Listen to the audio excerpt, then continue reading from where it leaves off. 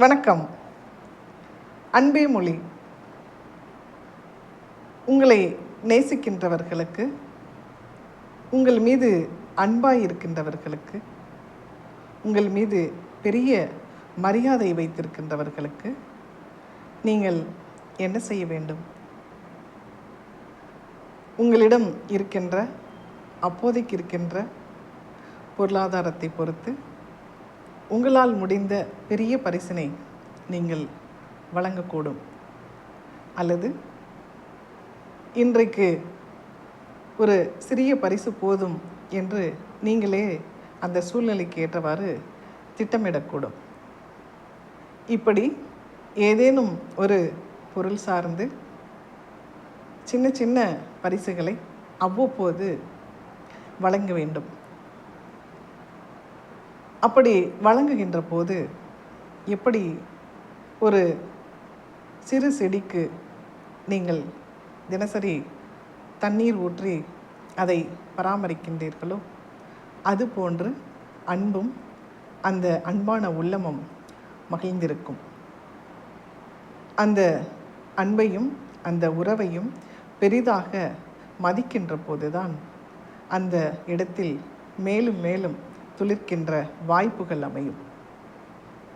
இவை எல்லாவற்றையும் விட மிக மிக உயர்ந்த பரிசு எதுவென்றால், அன்பானவர்களுடன் நீங்கள் செலவிடும் நேரம்.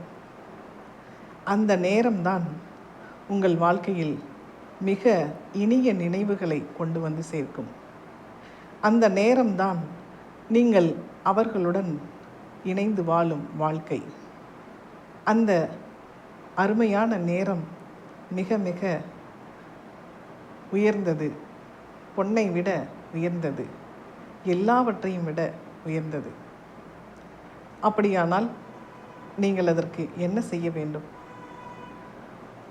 உங்களுடைய உடல்நிலையை மிக மிக சரியாக கவனித்து கொள்ள வேண்டும். உங்களுடைய உடல்நிலையை மட்டுமல்லாது உங்களுடைய அன்பானவர்களையும் அவர்களுடைய உடலை பேணும்படி வழிநடத்த வேண்டும்.